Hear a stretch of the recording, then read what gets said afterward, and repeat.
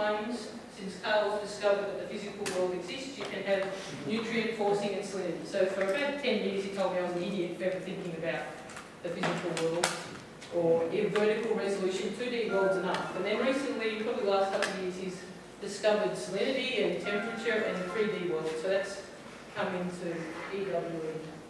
So Carl is one of the young professors, and you can about him.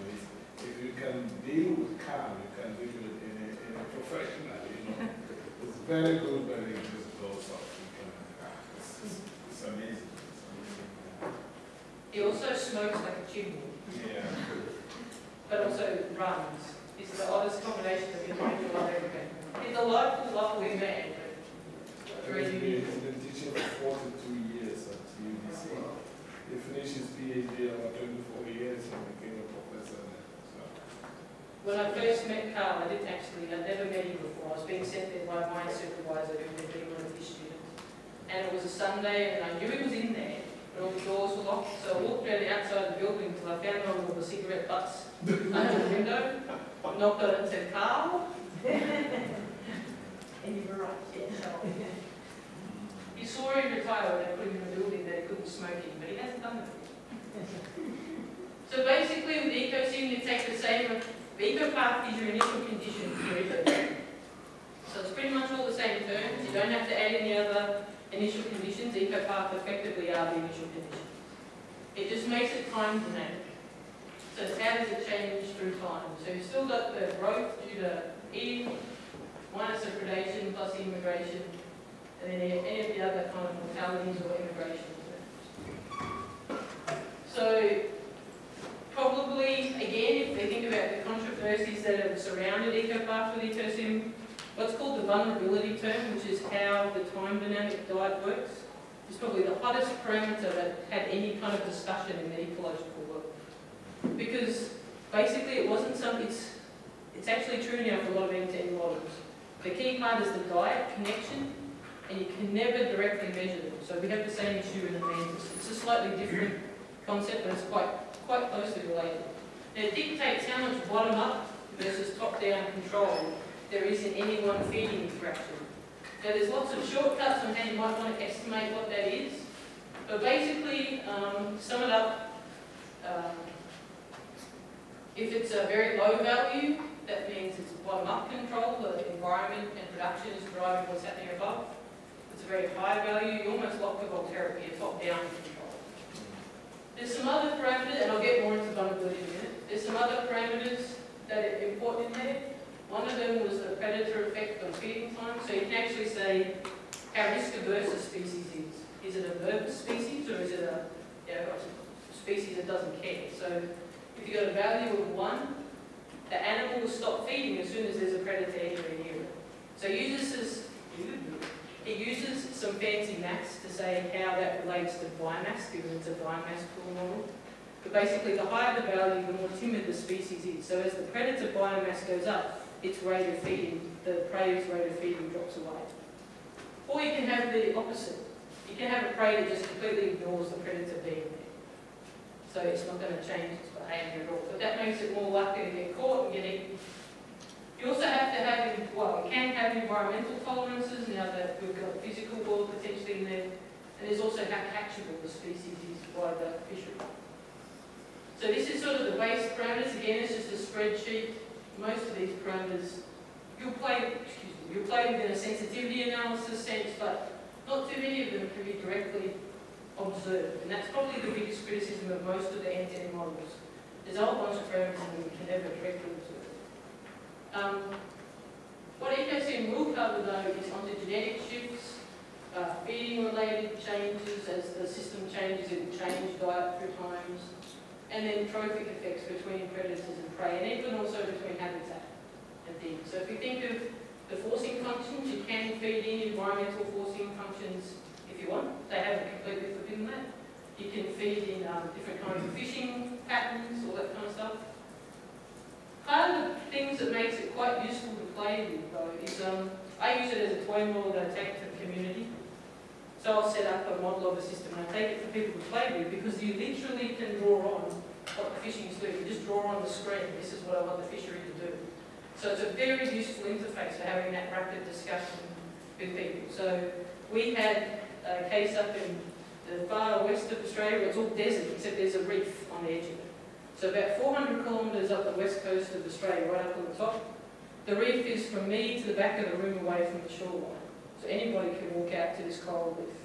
Lots of fish, great big whale sharks, all those humpback whales we saw before. About 200,000 Australians go there a year as tourists and catch a lot of recreational fish. The problem was that the guys managing it didn't realise what they were doing on land was affecting the reef. So we got them in, we said, all right, you guys who run the land, you try and run the reef. You don't think that the Department of Environment does a very good job? You run the reef. In the model world, you get the reef to stop degrading. And about after 2 hours, the head of the town council turns around to his planner and goes, "Fucking hell, what we do in the caravan park is fucking the reef, I can't fix this." And that's when they started to change their planning arrangements. They suddenly thought that they didn't want just mass tourism, they wanted targeted tourism with little chalets instead of mass caravans. So it was a very useful tool for them to think about how the system actually works. So there's lots of different things that you can feed in. You can feed in a time forcing. You can feed in different primary productivity cycles. So while fishing has done a lot to the world, fisheries scientists are the last people that will tell you that fisheries haven't done anything to the world. There is increasingly good evidence that at least some of what fisheries have been blamed for are equally due to productivity shifts in the ocean that we didn't understand. So sometimes you have to actually say the fundamental productivity of an area has shifted, usually as environment shifts. So it's not just fishing, but I wouldn't say it's just environment either, it's usually a mix of the two. But you can feed in some of those kind of changes as well. And you can bring in fancy shapes from other models, or you can usually just model them. One of the other things you can do is what's called a mediating function. So one of the early criticisms of Ecopath by an Australian guy called Keith Sainsbury, who I worked with, was it's only trophies, it doesn't deal with any of the other things that happen in ecosystems. So the great thing about Carl and Billy was they heard that, so overnight they went and put in an option that you could put in these other kinds of interactions. So it's one of those things that grows really rapidly. So an example of that is that seabirds can't eat small fish unless there's tunas or dolphins in the system that push the small fish to the surface. So the presence of tunas mediate the feeding interaction of the seabirds and the fish.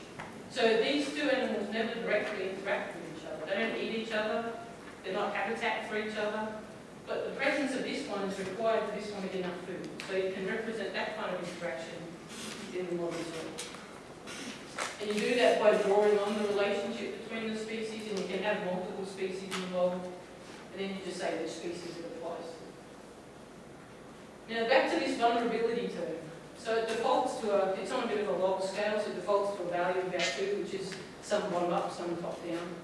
But you can, if you've got enough information, or you think you've got enough information, tailor it to individual interactions. And what it actually represents was whether you're looking at Atlantis and the way animals grow in Atlantis, or you're looking at vulnerability in Ecosim, what you're really observing is the accumulated ecological knowledge of the people who've tried to put it together. So, for instance, in Atlantis, animals don't grow in a smooth curve because as my kids grew up, I noticed that they grew in step functions.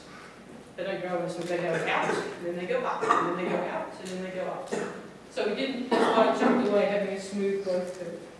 When Carl's got 2 sons, he took one of them, he loves fishing. So Carl took his then youngest son, who's now an astrophysicist.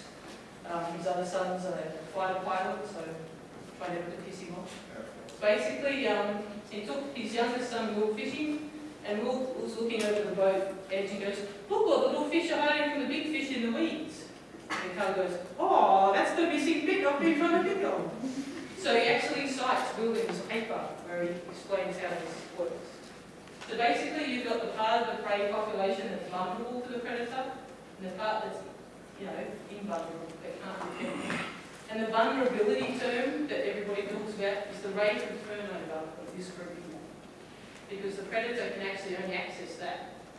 So you've got this rate of turnover here, and then those other parameters I talked about, whether the prey is timid or doesn't care, that can also affect that as well. But that's sort of the key part of Ecosim. If you can understand that, then you can pretty much understand how Ecosim works. So in equation terms, you've got your unavailable prey and your available prey and predator.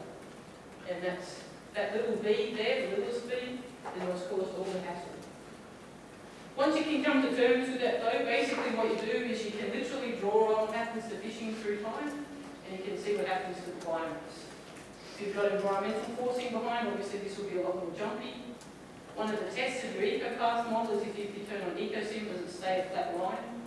If you turn on Ecosim and your Ecopath model without any fishing changes, so fishing just stays flat, and your Ecopath model does this, causes Ecosim to go all over the place, means you don't really have a good balance. So you can cross-check your initial conditions if they make sense within the context of your model assumption. You can also just draw on effects, so if you think about drawing on some of those fishing effects, you can play with the vulnerability terms and see what happens to the balances. So if you draw on a perturbation, does your system explode, or will it eventually return to kind of some kind of stable state? So if you don't have the environmental drivers, if you have a sensible parameterization given the assumptions of the model, you should eventually get a convergence back down to flat. So you can do some of these tests. So if you like whack in that, what happens at the other end? Okay, so you can also use all different kinds of past data to help you fit the data. So there is a formal fitting procedure you can use in Ecosim. So you can see if you can fit the data. So you can see for some animals or birds or things it's done a really great fit, and others it's just not getting it. And these are where there's probably a lot of environmental things happening that Ecosim just isn't included. Okay, so then you've there's some other things you can do to play with what's going on. You can also fit the data and say, see if some of these could be due to productivity shifts, which you can then load into the model as well. Okay, one of the other things you can do is, one of the fun things to do is to remove an established fishery and see how the system will change and whether that makes sense. So one of the other caveats you've got to keep in mind though with any of these models is that the same thing holds true for plankton models. If the system has enormously changed since the past, then your model can only go so far. It probably can't capture all of that change.